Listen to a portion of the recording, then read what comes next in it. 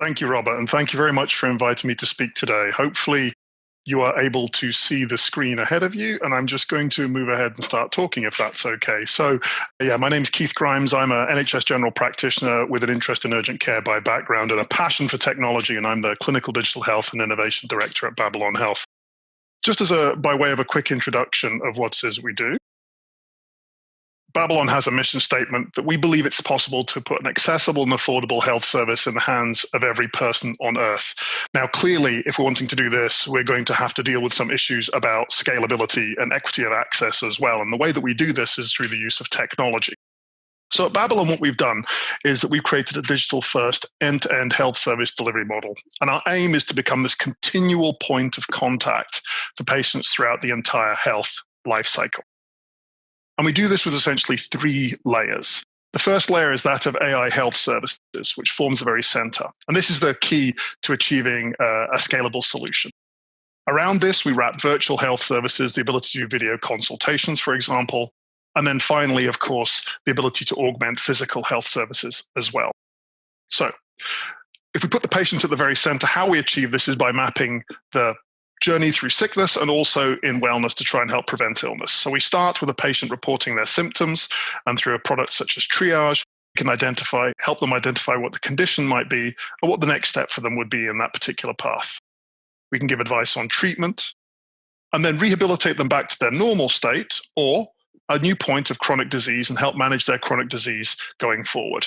So this represents the bottom part, the sick care side of things, but we also address the healthcare side of things by helping them using our health check, our product, to help assess them and give them an idea about any aspects of their lifestyle that might be contributing towards their risk of different diseases. Through that, they can put together a care plan, and we can help coach them through that care plan and monitor their progress towards achieving the goals to help reduce their risk of further diseases. And as we collect this data, we can help them understand more about themselves and help perhaps predict when they might deteriorate, allowing us to intervene at an earlier point and reduce the cost of the intervention. So as you can see, this is the AI service portion, the bit wrapped around the center. Around this, we put the virtual services, and then further around that, the physical services as well. And in this way, we can use technology to provide healthcare in a scalable way to all people on Earth. Now, how we do this, and I describe this, is by using each of these components as tools in a toolkit. And we refer to this as the AI brain or the Babylon brain. It's clearly non-anatomical in this case, but it helps you understand some of the foundational pieces that bring together. So it starts with the knowledge base. And this is this custom-made, machine-readable encyclopedia of concepts, which is a registered extension of SNOMED. And it's curated by our clinicians using a custom user interface used to define all the data that's used within the products in our service. And we're proud to be part of HL7 FHIR community, making sure that all this data can be shared across the health ecosystem. This is the foundation. These components are then stored into a single comprehensive source of truth called the Comprehensive Health Record, recording every interaction in a secure store that allows this information to be exchanged between the different tools that are used. And this can help with benefit, for example, reducing the amount of questions that we might need to ask when doing symptom checking for patients. Next up, we have perception, and we have natural language processing, a fundamental of artificial intelligence and machine learning with a multilingual understanding of content and the intent of a user's text. Simply put, the ability for them to describe what their symptoms might be in a language that they're happy to use.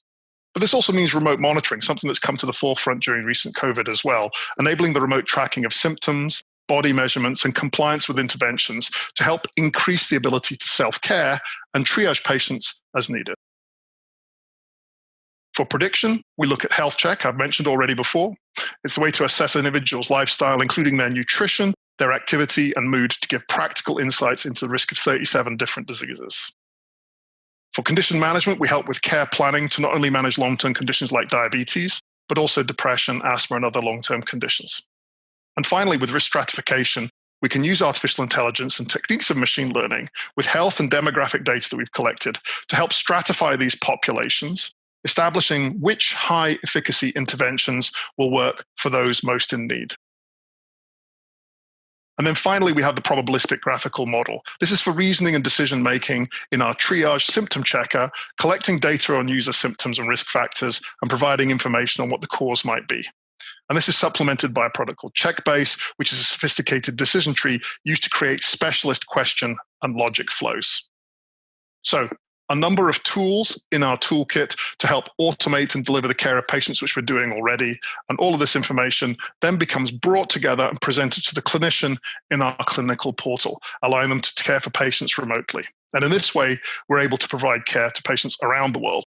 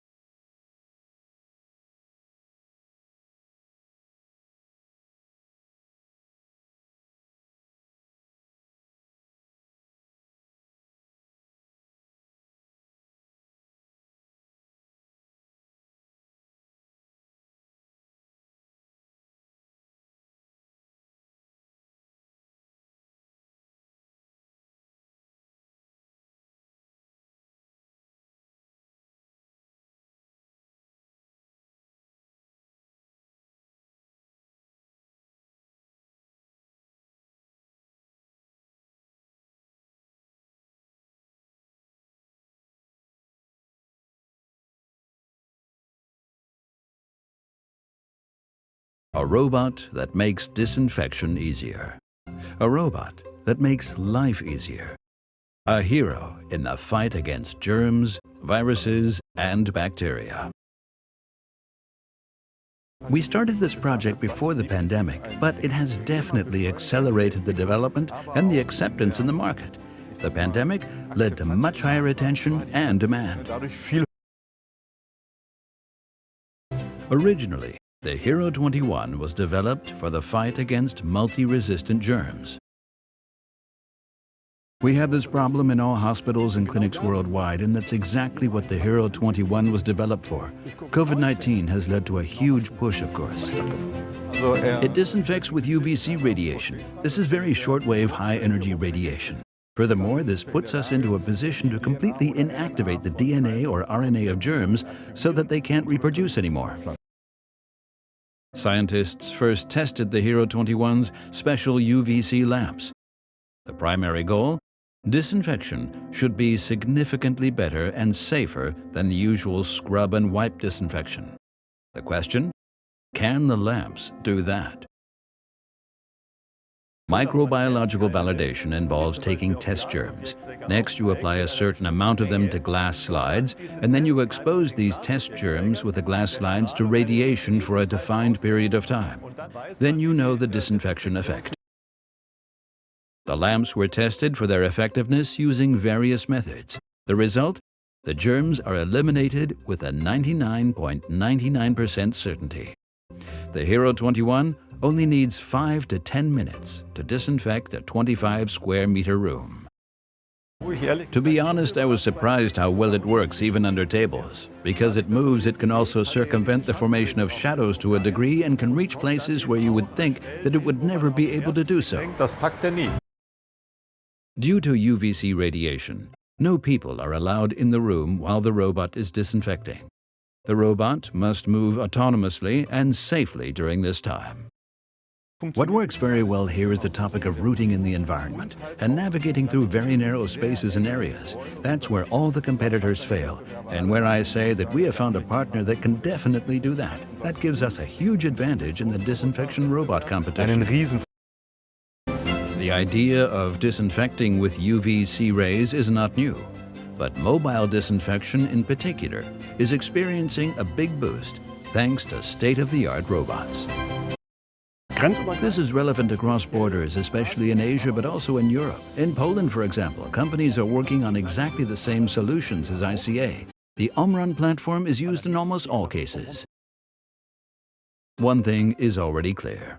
the Hero 21 will likely be used in scenarios other than hospitals. Basically, the robot can be used anywhere. You can get them into a room or even a large vehicle once it's empty. I can well imagine seeing them on buses or in exhibition halls.